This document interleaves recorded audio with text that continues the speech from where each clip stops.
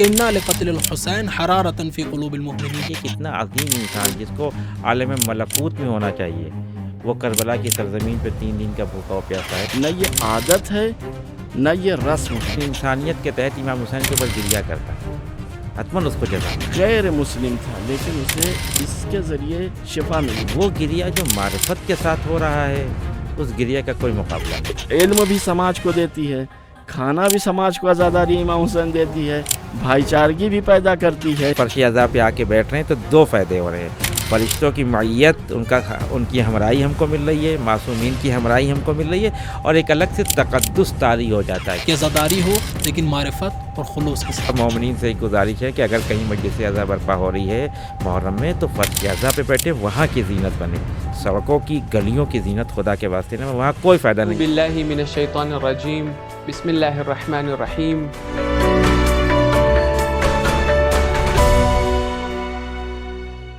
اعوذ باللہ من الشیطان الرجیم، بسم اللہ الرحمن الرحیم. الحمد للہ رب العالمین، الصلاۃ والسلام علی سیدنا محمد وآلہ الطاہرین. السلام علی الحسین وعلی علی ابن الحسین وعلی اولاد الحسین وعلی اصحاب الحسین. ناظرین اکرام، السلام علیکم. آپ دیکھ رہے ہیں بنیاد اختر تابان. میں آپ کا میزبان سید محمد کمیل. پیغمبر اسلام نے فرمایا ہے کہ انا لقتل الحسین حرارۃ فی قلوب المؤمنین. امام حسین علیہ السلام کا قتل ایک ایسی حرارت ہے مومنین کے دلوں میں جو کبھی خاموش نہیں ہوگی. تو یہی وجہ ہے کہ ہر سال جب عزاداری اور محرم کا چاند نمودار ہوتا ہے تو مومنین کے دل مضطرب ہو جاتے ہیں. جہاں عزاداری مناتے ہیں وہیں پر کچھ لوگ عزاداری پر اشکال اور تنقید کرتے ہیں. تو اس پروڈ کاسٹ میں میں اپنے مہمان کا تعارف کراتا چلوں کہ جو مہمان اس پروڈ کاسٹ سے ہم سے جڑے ہیں.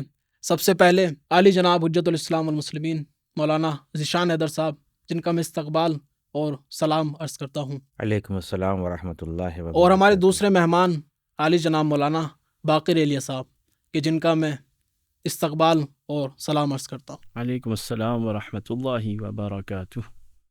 مولانا صاحب، جب محرم کا چاند نمودار ہوتا ہے اور عزاداری کے حوالے سے جب گفتگو ہوتی ہے تو جو کچھ لوگ عزاداری کے مخالف ہیں، وہ سب سے پہلا مثلا کچھ ایک طبقہ ہے جو عزاداری امام حسین علیہ السلام پہ جو گریا ہوتا ہے اس کو بدعت سمجھتا ہے اور کہتا ہے کہ آپ قرآن سے کیا دلیل رکھتے ہیں.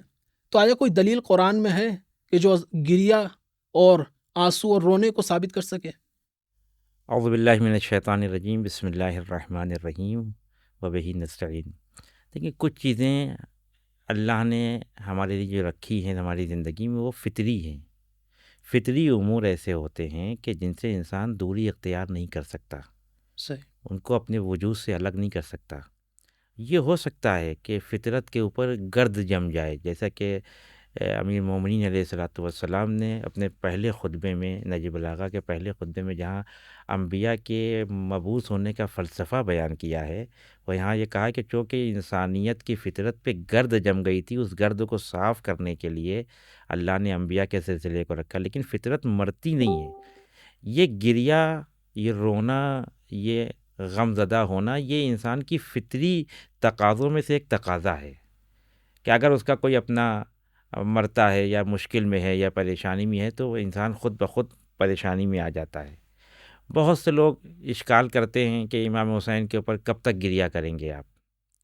تو اس کے 2 جواب ہیں. پہلی بات تو یہ کہ ابھی امام حسین شہید نہیں ہوئے، ابھی امام حسین پیدا ہوئے ہیں، اور اس پیدا ہونے کے بعد ہی رسول اکرم نے امام حسین کی اس شہادت کو یاد کر کے گریا کیا، جس کو مختلف کتابوں میں بیان کیا گیا ہے. وہ کہ امام حسین کو اپنی آغوش میں لے کے گریا کیا. وجہ پوچھی گئی تو بتایا کہ یہ میرا نواسا کربلا کے میدان میں 3 دن کا بھوکا و پیاسا شہید کیا جائے گا. تو یہ ایک رونے کی تائید خود رسول کی سیرت سے ہوتی ہے، اور فطرت کا بھی تقاضا اور فطرت کا تقاضا ہے. فطرت کے تقاضے کو اگر دیکھنا ہے تو قرآن میں جا کے دیکھیں. بہترین واقعہ جناب یوسف علیہ الصلوۃ والسلام کا ہے کہ جب جناب یوسف جناب یعقوب کی آنکھوں سے دور ہو گئے، وہ سارے مسائل پیش آئے، بھائی ان کو لے کے چلے گئے، جنگل میں چھوڑ دیا، وہ ساری چیزیں تفصیلات ہیں، اس میں نہیں جانا چاہتے. جناب یعقوب کو علم نبوت سے یہ بات معلوم تھی کہ میرا بیٹا زندہ ہے، لیکن کہاں ہے، کس حالت میں ہے. یہ سوچ کے جناب یعقوب اتنا روئے کہ آنکھوں کا نور ختم ہو گیا. آنکھیں سفید ہو آنکھیں سفید ہو گئیں.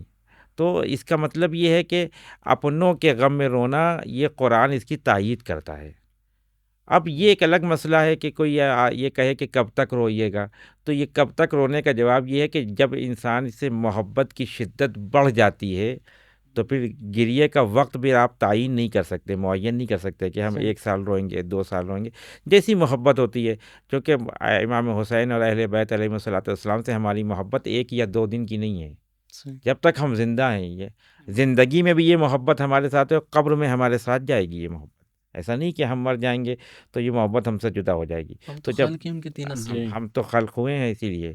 تو قرآن بھی اس بات کی تائید کرتا ہے کہ رونا کوئی ایک بری چیز نہیں ہے، اور سیرت رسول اکرم بھی، اور خاص کر کے سیرت رسول اکرم میں تو امام حسین کے اسی غم کو یاد کر کے رویا گیا ہے.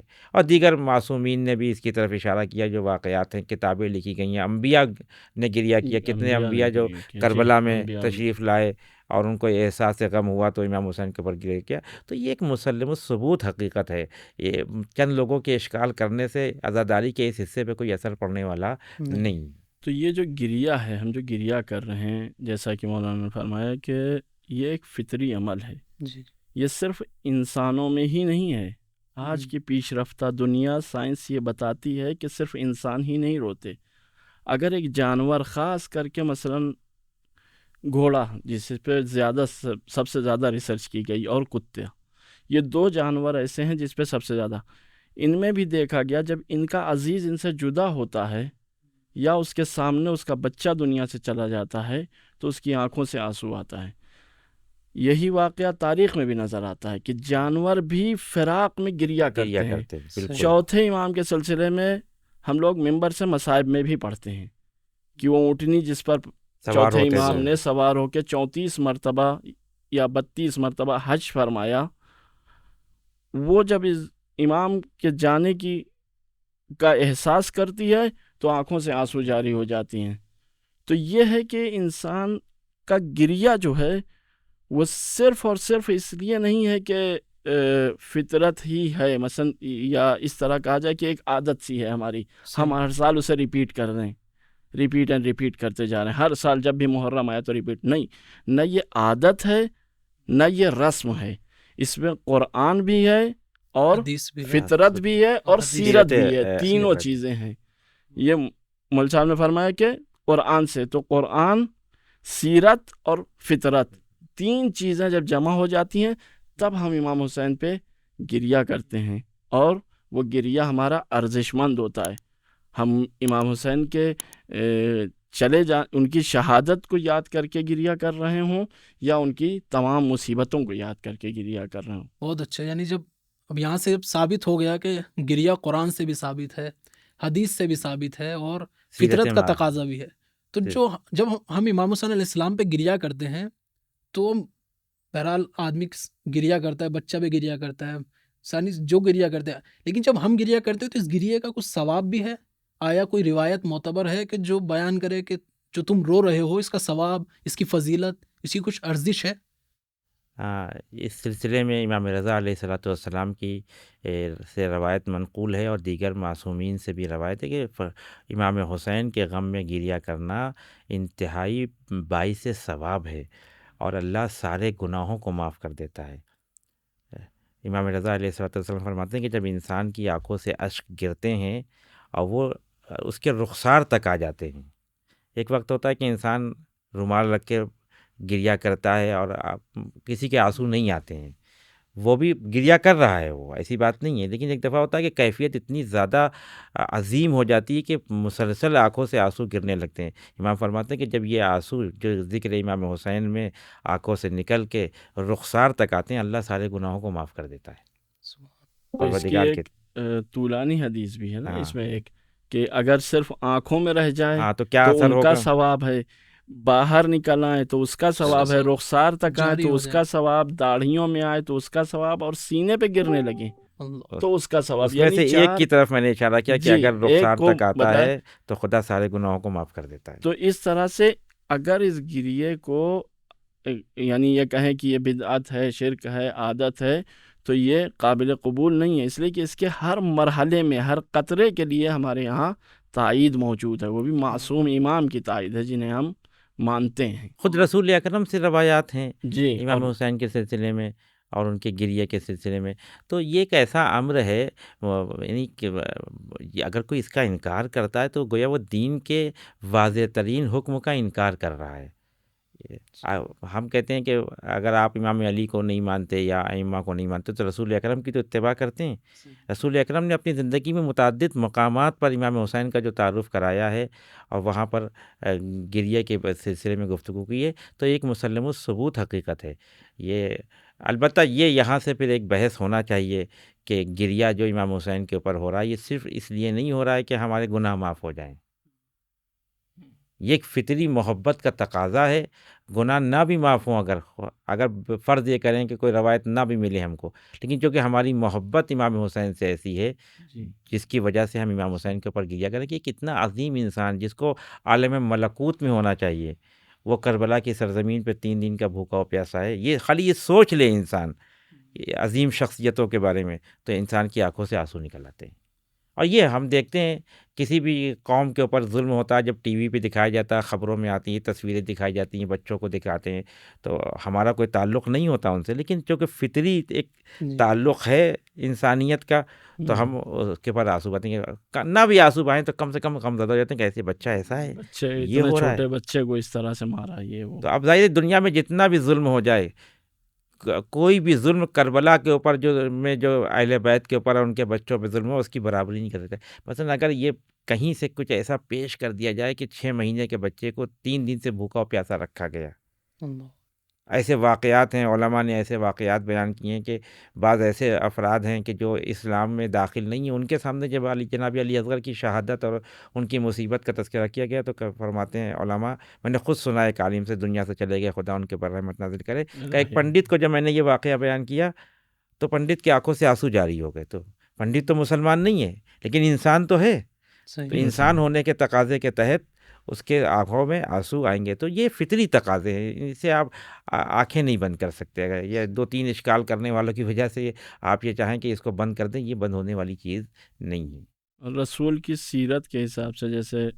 عرض ہوا یہ بات کہ رسول کی سیرت ہے تو سمجھ میں نہیں آتا ہے کہ رسول کی سیرت مسواک کرنا ہو تو اس کو لے لیا جائے، پیجامہ اونچا پہننا ہو تو اس کو لے لیا، اور داڑھی بڑھانا ہو تو اس کو لے لیا، سرما لگانا ہو تو اس کو لے لیا، لیکن انہی آنکھوں سے گریہ کرنا ہوا تو یہ سیرت رسول کی کسی کو نہیں دیکھی. جیسے مثلا در جناب سیدہ پہ آ کے 6 مہینے تک مسلسل سلام کرنے کی سنت ہے، اس کو سنت نہیں مانتے. سرما لگانے کو سنت مانتے ہیں، مسواک کرنے کو سنت مانتے ہیں. تو یہ ہے کہ ہم کو یہ دیکھنا چاہیے کہ رسول نے جتنے کام کیے اور مسلسل کیے، یا مثلا 3 دن تک اسے دہرایا، جیسا کہ مثلا کتابوں میں ملتا ہے کہ سنت تب ہے جب رسول کم سے کم 3 بار تکرار کریں اس کی. تو رسول نے تو کتنی بار پیغمبر یعنی امام حسین پہ گریہ کیا. جب جبرائیل خبر لائے تو، جب جناب سیدہ کو سنایا تب، جب جناب امیر المومنین کو سنایا تب. اپنے آخری وقت میں پنجتن جمع تھے، رسول امام حسین کے واقعے کو بیان کر رہے تھے تو خود امام حسین بھی ساتھ میں گریہ کر رہے تھے. تو اس سیرت کو ہم نے چھوڑ دیا. جب یہ فطری تقاضے ہیں تو ان کو منع کیوں کیا جا رہا ہے؟ جی، فطری تقاضوں کو تو منع، بھوک سے منع کریں گے آپ کسی کو نہیں، پیاس نہ لگے، کہیں گے کسی کو پیاس لگ گئی وہ پانی پی رہا ہے، آپ کہہ رہے بدعت ہے. پیاس لگے گی تو پانی پیے گا، بھوک لگے گی تو کھانا کھائے گا. اسی طرح سے اگر غمزدہ ہے تو آنکھوں سے آنسو جاری ہوں گے. لیکن مشکل یہ ہے کہ جب ہم امام حسین کے اوپر گریہ کرتے ہیں تو یہ گریہ کسی کمرے کے اندر تو نہیں ہوتا، صحیح، یہ تو روڈ کے اوپر بھی ہوتا ہے، یہ امام بارگاہوں میں ہوتا ہے، مسجدوں میں ہوتا ہے، ٹی وی پہ جاتا ہے، میڈیا میں جاتا ہے. تو آدمی پہ سوال کرتا ہے کہ بھائی کیوں رو رہے ہیں؟ نتیجے میں ہوتا ہے کہ بھائی کربلا میں امام حسین کے اوپر یہ مصیبتیں ہیں، کس نے کی؟ فلاں نے کی. تو فلاں کے جرم کو چھپانے کے لیے کوشش یہ کی جاتی ہے کہ امام حسین کے گریہ کے اوپر اتنی ضربیں لگائی جائیں، اتنے فتوے لگائے جائیں کہ یہ خاموش ہے. جب خاموش ہو جائیں گے تو کسی کو معلوم نہیں ہوگا کربلا میں کیا ہوا. صحیح. کہتے ہیں کہ ایک ہنستے ہوئے کو بازار میں ٹھٹھا مار کے ہنس رہے ہوں لوگ، 10 لوگ ہوں، ایک ہو، کوئی بھی ہو، کوئی نہیں پوچھتا. لیکن ایک بچہ اگر رو رہا ہوتا ہے تو ہر آدمی متوجہ ہوتا ہے، بھائی رو رہا ہے تو کیوں رو رہا ہے. اس کیوں کو جی جی چھپانے کے لیے یہ ہم عدد پہ بتائے گا۔ 1000 عدد اور ہر مرحلے میں فرش اعضا پہ، جلوسوں میں، شبیہوں پہ، ماتم پہ، نوحے پہ، ہر ایک پہ فتوے لگا دیے گئے ہیں تاکہ وہ کیوں جو ہے وہ ذہن میں، جیسا کہ مولانا نے فرمایا، آنے ہی نہ پائے۔ آنے نہ پائے۔ تو یہاں تک ثابت ہو گیا کہ گریہ ثابت بھی ہے اور اس کی فضیلت بھی ہے ہر، بالکل جی فضیلت۔ ظاہراً بالکل بالکل یعنی تقریباً امام سے حدیث وارد ہوئی ہے کہ اتنا ثواب ہے، حد اقل یہ ہے کہ جنت واجب ہے اس کے اوپر، اتنا بالکل ثواب جی روایت میں آیا ہے۔ لیکن بعض لوگ کچھ سوال یہ بھی کرتے ہیں کہ یہ جو ہم گریہ کرتے ہیں آئے حتماً معرفت کے ساتھ ہو، یعنی کہ ہم امام کو پہچانتے ہوں، ان کی معرفت رکھتے ہوں، یا نہیں اگر کوئی ایک انسان صرف اتنا جانتا ہے کہ امام حسین علیہ السلام تیسرے امام ہے، یا حتیٰ امام حسین علیہ السلام کو جانتا ہے نہیں، صرف نام سنا ہے کہ امام حسین علیہ السلام مظلوم شہید ہوئے، صرف اتنا جانتا ہے، تو اس کی آنکھوں سے آنسو آ جاتے ہیں، تو آیا یہ رونا بھی، یہ گریہ بھی کچھ فضیلت رکھتا ہے یا نہیں؟ حتماً معرفت کے ساتھ ہو کہ انسان امام کے حق کو پہچانتا ہو، تبھی یہ گریہ فائدہ پہنچائے گا۔ اس پر آپ مول صاحب کیا کہیں گے؟ دیکھیں یہاں پہ ایک چیز بہت ضروری ہے، وہ معرفت امام ہے۔ جی گریہ کے اندر جو کیفیت پیدا ہوتی ہے وہ معرفت کے حساب سے ہوتی ہے۔ سوال آپ کا بہت اچھا ہے کہ گریہ کو کیسے ہونا چاہیے۔ ہر رونے والا جنت میں چلا جائے گا؟ صحیح، اتنے سادہ نہیں ہونا چاہیے ہم کو۔ جی یہ بات طے ہے کہ اگر کوئی اہل بیت کے اوپر گریہ کر رہا ہے تو اہل بیت اس کی جزا ضرور دیں گے، چاہے اس دنیا میں دے دیں صحیح، چاہے آخرت میں چاہے دے دیں۔ آخرت میں دے۔ ایک انسان ہے جو اسلام کو قبول نہیں کرتا لیکن انسانیت کے تحت امام حسین کے اوپر گریہ کرتا ہے، حتماً اس کو جزا ملے گی، ایسی کوئی بات صحیح، نہیں۔ لیکن وہ گریہ جو معرفت کے ساتھ ہو رہا ہے اس گریہ کا کوئی مقابلہ نہیں ہے۔ میں مثال دے دوں، جی جی ایک دفعہ ہم امام حسین کے اوپر گریہ کرتے ہیں، جانتے ہیں کہ نبی کے نواسے ہیں، صحیح، امام علی کے بیٹے ہیں، فاطمہ زہرا کے لقت جگر ہیں، اور کیا ہیں امام حسین، اس لیے بے تحاشا روتے ہیں، تو یہ ایک معرفت کا گریہ ہو گیا۔ جی ایک وقت ہے جب جناب زینب سلام اللہ علیہ کوفے میں وارد ہوئی ہیں، اس کیفیت کے ساتھ قیدی بنی ہوئی، تو وہاں بھی لوگ رو رہے تھے، ہاں، کوفے والے خوب رو رہے تھے۔ خوب ہو رہے ہیں۔ یہ تو کمال ہے امام علی کی بیٹی کا کہ وہیں پہ تعین کر دیا کہ ہر گریہ قابل قبول نہیں ہے، واہ سبحان اللہ، ہر گریہ ہر قابل گریہ جو قبول ہے نہیں۔ وہ کیا قابل کہا قبول۔ خطبہ جب شروع کیا؟ جی جی اتبکون فلا رقات الدمع، اب روتے ہو تم؟ جب میرا بھائی تم کو بلا رہا تھا، جب تم کو خطوط لکھے تھے، تم نے لکھے تھے، تمہارے خطوط کے اوپر کوفے کی طرف تب تم نے ساتھ نہیں دیا، اب تم رو رہے ہو۔ اس کی مطلب یہ کہ کوفیوں کا رونا کام آنے والا نہیں ہے، کیونکہ وہ معرفت والا نہیں تھا، وہ پشیمانی والا تھا۔ پشیمانی۔ رونے میں وہ جس کی طرف آپ نے اشارہ کیا، اور کہ معرفت ہونا چاہیے کہ کیا ہے امام حسین۔ ہاں، ایک دفعہ ہم اس لیے بھی روتے ہیں کہ کاش ہم، کہتے ہیں نا کاش ہم کربلا میں ہوتے، صحیح، یہ معرفت ہے۔ لیکن جو کوفے میں جو، ورنہ یقین مانیے اگر جناب زینب سلام اللہ علیہ کا یہ خطبہ نہ ہوتا تو رونے والوں کی فہرست میں سر فہرست کوفے والے ہوتے، کوفے والے ہوتے کہ خوب رو رہے تھے بالکل۔ بھائی، خوب رو رہے تھے، ہیں، جیسے ہی قافلہ وارد ہوا چیخ مار مار کے رو رہے ہیں۔ شہزادی نے کیا کہا؟ فلا رقات الدمع، تمہارا یہ رونا رکے نہ رکے۔ کبھی، روتے رہو تم، یہ بددعا ہے ایک طرح کی۔ جی جی تو یہ رونا انسان کو جنت میں لے کے نہیں جائے گا۔ نہیں جائے۔ وہ جو معرفت۔ جذبہ رکھتا ہو، قربانی کا جذبہ رکھتا ہو امام حسین کی اس زمانے میں بھی، کہ آج اگر دین کو ضرورت پڑے گی تو ہم صرف امام حسین کی اس انقلاب اور کربلا کی وجہ سے اپنا سب کچھ دین کے اوپر قربان کر دیں گے۔ پھر ایک قطرہ آنسو انسان کو جنت کی دہلیز تک بہت آسانی سے لے کے چلا جاتا ہے۔ اسی لیے وہ حدیث ایک ہے کہ ہر قطرہ جو ہے وہ جناب سیدہ سلام اللہ علیہ مجلس میں آتی ہیں اور لے کے جاتی ہیں، تو یہ تبھی لے کے جاتی ہیں۔ اور اس گریے میں جیسا کہ معرفت کا ذکر ہوا، تو معرفت جو ہے وہ درجات رکھتی ہے، جس کی معرفت جتنی بلند ہوگی اس کو اس حساب سے اجر ملے گا۔ اسی لیے مثلاً جنت کے درجات بیان کیے گئے ہیں، اور جنت کے اسی لیے درجات درجات ہیں، ہیں، یہ بھی بات ہے۔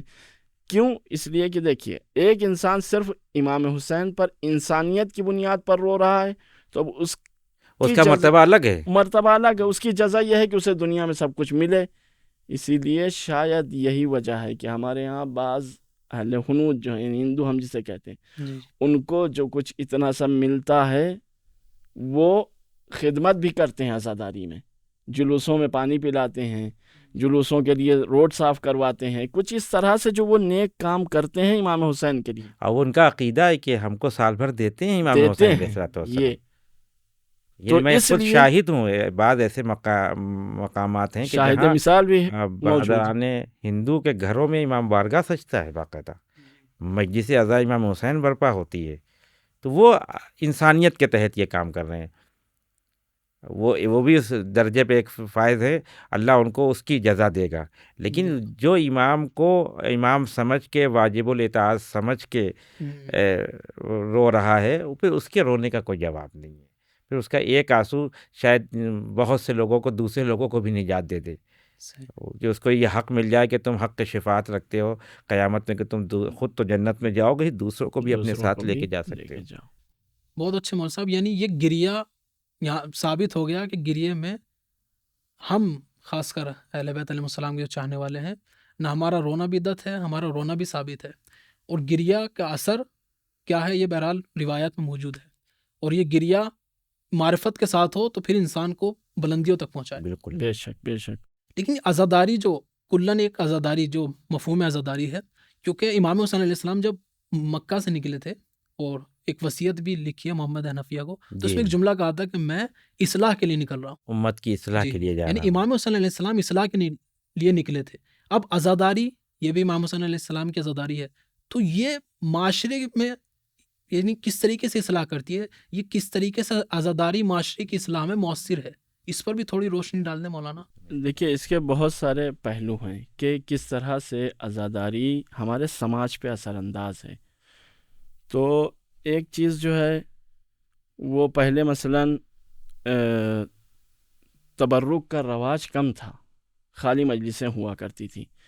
جو دوسرے مکاتب کے لوگ آتے تھے وہ یوں ہی جاتے تھے، لیکن دھیرے دھیرے کر کے تبرک کا رواج آیا، ایک کانسیپٹ آیا تبرک بانٹنے کا، جس سے ان کو ملنے لگے. اب اس سے ہی جو ہے وہ اتنا زیادہ اثر ہوا کہ لوگ تشیع کی طرف آنے لگے. ایک یہ چھوٹا سا جزئی اثر صرف تبرک کا یہ ہوا کہ لوگوں نے مریضوں کو کھلائی، ان کو شفا مل گئی، جن کا ڈاکٹروں نے جواب کر دیا ان کو شفا مل گئی. فرض کریں اہل سنت میں سے برادران میں سے کوئی یا ہندو کوئی تھا، اسے شفا ملی. مسیحی حتیٰ دیکھیں آپ، یہودیوں کو دیکھ لیں، غیر مسلم تھا لیکن اسے اس کے ذریعے شفا ملی. اب جب شفا ملی تو سماج میں بات پھیلی کہ بھائی یہ کوئی چیز عزاداری میں ایسی ہے کہ جو ہم تک پہنچے تو ہمارا فائدہ ہوگا. تو لہٰذا لوگ عزاداری کی طرف مائل ہوئے. تو ایک اثر یہ ہے کہ اسلام کو پھیلا رہی ہے یہ عزاداری، ایک اثر یہ ہے. دوسرا اثر یہ ہے کہ ہم مثلا مجلس جب ہوتی ہے، ہم ایسے پورے ہفتے نہیں ملتے فرض کریے، لیکن سنڈے کو فلاں صاحب کے 40ویں کی مجلس ہے، وہاں جانا ہے ہم کو. اب جب ہم وہاں پہنچے تو ہمارے 200 بھائیوں سے ملاقات ہو گئی. صلہ رحم کا ایک پہلو صلہ رحم آیا، اس عزاداری کا پہلو. وہاں انہوں نے اطعام کیا جو اسلام کی بنیادوں میں سے ایک ہے. ایک السلام والاطعام، یعنی سلام کرنا اور کھانا کھلانا پیغمبر نے اسلام کی بنیادوں میں سے بتایا. تو عزاداری نے اسلام کی بنیاد کو بھی مضبوط کیا، بھائی چارے کو مضبوط کیا، سماجیات اطعام کے ذریعے سے لوگوں کو جمع کیا، سماجیات. اس کے بعد مجلس میں دستہ نکلا تو اب سب ماتم کر رہے ہیں. ہم آج کے حالات نہ دیکھیں، ہم آج سے 20 سال نہیں 30 سال پہلے کے 2000 سے پہلے کے حالات دیکھیں. ہمارے اکثر جگہوں پر جب جلوس نکلتا تھا، چاہے وہ عاشور کا ہو چاہے وہ چہلم کا ہو، ٹھیک ہے، اربعین تو ابھی 10 سال سے ہو رہی ہے، یعنی اس طرح سے. ہمارے ہاں 50 100 اور 200 300 سال سے ہے کہ ایک مجلس ہوتی تھی، اس میں ہندو بھی بیٹھتا تھا، اونچی ذات کا بھی بیٹھتا تھا، نیچی ذات کا بھی آ کے بیٹھتا تھا، اہل سنت آ کے بیٹھتے تھے، ہر ذات کے اہل سنت آ کے بیٹھتے تھے، کوئی فرق نہیں تھا، ایک ہی فرش ہوا کرتا تھا سب کے لیے. تو یہ سماج میں مساوات پھیلاتی تھی عزاداری، نجات پرستی کو ختم نجات پرستی کو ختم کرتی تھی. اور اس کا جو سب سے بارز ہے وہ اربعین ہے مثلا، اس کے بارے میں ابھی مولانا شاید اور توضیح دیں. دوسرا یہ ایک مثلا اور جو مہم چیز ہے وہ یہ ہے کہ عزاداری جو ہے وہ انسان کو زندگی کرنا سکھاتی ہے. وہ ایک کسی شاعر کا شعر ہے کہ ہم سال بھر میں جو ہے اتنا پیسہ خرچ کرتے ہیں اور 10 دن میں یہ علماء آتے ہیں سب ختم کر دیتے ان ہیں. سب کو پانی کر دیتے ہیں. جیسے یہی کہ اشکالات، یہی اعتراضات جو ہوتے ہیں وہ 10 دن کے اندر سارے ختم ہو جاتے ہیں. یہ سب کچھ ختم ہو جاتے ہیں. تو یہ عزاداری سماجیات میں یہاں تک ہے کہ علم بھی سماج کو دیتی ہے، کھانا بھی سماج کو عزاداری امام حسین دیتی ہے، بھائی چارگی بھی پیدا کرتی ہے، اور ایک دوسرے کے احوالات سے بھی آگاہ کرتی ہے ہر قوم کے لوگوں کو. کہنے لگے بھائی صاحب آئے نہیں آپ مجلس میں دکھائیں، کہیں نہیں مولانا صاحب کل سے ضرور آئیں گے. وہ ہمارے مکتب کے نہیں ہیں، ہمارے دین کے نہیں ہیں، امام بارگاہ کے باہر آ کے بیٹھتے ہیں لیکن آتے پوچھ رہے ہیں. دیکھیے یہ بہت اچھی بات مولانا نے جو اجتماعی آثار تھے وہ بیان کیے. تو میں اس بات کو صرف مکمل کر دوں کہ جس کی طرف اشارہ کیا کہ جاتے ہیں تو دوستوں سے ملاقات ہو جاتی ہے، رشتہ داروں سے ملاقات ہو جاتی ہے، یہ صلہ رحم کا ایک پہلو ہے. لیکن اس بات کی طرف متوجہ رہنا چاہیے کہ مجلس آپ دوستوں سے ملنے کے لیے نہیں جا رہے ہیں. جی یہ تو جی رشتہ داروں سے ملنے کے لیے یا رشتہ داری نبھانے کے لیے جائے. اس کا اثر یہی ہے، اثر ہے اس کا اثر یہی ہے کہ جب آپ مجلس میں جائیں گے تو ایسا نہیں کہ آنکھ بند کر لیں گے، ہم کسی سے ملیں گے نہیں، کسی سے ملنا نہیں، کسی کو دیکھنا لیکن نہیں. اس عمل کی طرف متوجہ ہونا بہت ضروری ہے. آخری بات اور اس پروگرام کو ہم ختم کرتے ہیں. یہ جو کچھ بھی مولانا نے بیان کیا وہ اجتماعی اثرات تھے. فردی اثر کیا کہ جتنی دیر ہم فرش عزا پہ بیٹھے ہوتے ہیں ہمارے اندر تقدس کی کیفیت پیدا ہو جاتی ہے. احسن تم بہت صحیح. گناہ سے ہمارا ذہن دور ہو جاتا ہے ہمارا. وہ واقعا یہ ہر آدمی محسوس کرتا ہے جو بھی مجالس میں. لہٰذا میں اپنے نوجوانوں سے، اپنے برادران سے یہ درخواست کروں گا کہ اگر مجلس میں آ رہے ہیں تو فرش عزا پہ بیٹھیں، باہر نہیں کھڑے ہوں. کیونکہ فرش عزا پہ جو کیفیت ہے وہاں فرشتے نازل ہو رہے ہیں، باہر سڑک پہ فرشتے نہیں آ رہے ہیں. جی جناب زہرا سلام اللہ علیہ اگر شرکت کر رہی ہیں تو فرش عزا پہ شرکت کر رہی ہیں. تو مثلا ایک ہمارے محلے میں اگر پروگرام ہو اور ڈی ایم صاحب آ جائیں شہر کے تو ہم چاہتے ہیں کہ ان کے پہلو میں بیٹھ جائیں. وہ کہہ رہے ہیں ہم اس پروگرام سے آ رہے ہیں جہاں ڈی ایم صاحب آئے تھے. تو اب ڈی ایم صاحب کی تو کوئی اتنی حیثیت نہیں جو جناب فاطمہ زہرا سلام اللہ علیہ کی حیثیت ہے کہ اگر ہم فرش عزا پہ آ کے بیٹھ رہے ہیں تو 2 فائدے ہو رہے ہیں. فرشتوں کی معیت، ان کی ہمراہی ہم کو مل رہی ہے، معصومین کی ہمراہی ہم کو مل رہی ہے، اور ایک الگ سے تقدس طاری ہو جاتا ہے کہ یقینی طور پہ وہ تقدس آپ کے گھر میں آپ کے اوپر طاری نہیں ہوتا ہے. یہ معصومین کے ذکر کا اثر ہے، خود معصومین کی ذات کا اثر ہے. کسی نے چھٹے امام سے آ کے پوچھا کہ مولا جب ہم آپ کے پاس بیٹھے ہوتے ہیں تو ہماری کیفیت کچھ اور ہوتی ہے، تقدس سوار ہوتا ہے، لیکن جب ہم آپ کو چھوڑ کے اپنے گھر چلے جاتے ہیں، بازار میں چلے جاتے ہیں تو کیفیت کچھ اور ہوتی ہے. تو حضرت نے فرمایا یہ ہمارے وجود کے اثرات اور برکات ہیں. جی لہٰذا پھر سے ایک دفعہ مومنین سے ایک گزارش ہے کہ اگر کہیں مجلس عزا برپا ہو رہی ہے محرم میں تو فرش عزا پہ بیٹھے، وہاں کی زینت بنے. سڑکوں کی گلیوں کی زینت خدا کے واسطے نہ، وہاں کوئی فائدہ نہیں. ہاں ممکن ہے کہ آواز آ رہی ہے، اگر کہیں پہ فرش عزا پہ بھیڑ بہت زیادہ ہے، مجمع بہت زیادہ ہے، تب آپ باہر کھڑے جائیں. لیکن اگر فرش عزا پہ جگہ ہے تو خود سبقت کریں اس میں کہ ہم پہلے جا کے بیٹھ جائیں تاکہ فرشتے جب نازل ہوں تو ہم فرشتوں کے ساتھ ان کی ہمراہی کر سکیں. ہم آپ کا شکریہ ادا کرتے ہیں کہ اپنے بہترین مطالب سے ہمیں نوازا اور اپنا قیمتی وقت دیا، اور اپنے ناظرین کی خدمت میں بھی آخر میں ایک جم بندی کرتے ہیں کہ نہ ہی ہمارا گریہ بدعت ہے اور نہ ہی ہماری عزاداری. ہمارا گریہ بھی قرآن کی روح، اور اس پروڈ کاسٹ سے آپ نے محسوس کیا کہ احادیث اور فطرت اور قرآن سب کے مطابق ہے. تو گریہ امام حسین علیہ السلام پر انسان کے گناہوں کا کفارہ ہوتا ہے. اور آیت اللہ بہجت نے کیا خوب کہا تھا کہ نماز شب سے بھی افضل امام حسین علیہ السلام پہ یہ گریہ ہوتا ہے. لیکن عزاداری اگر معرفت کے ساتھ ہو تو انسان کو اس منزل تک پہنچائے گی کہ جو منزل عزاداری لے جا سکتی ہے. تو آخر میں ہم یہی پیغام دینا چاہیں گے کہ عزاداری ہو لیکن معرفت اور خلوص کے ساتھ. والسلام علیکم ورحمۃ اللہ وبرکاتہ.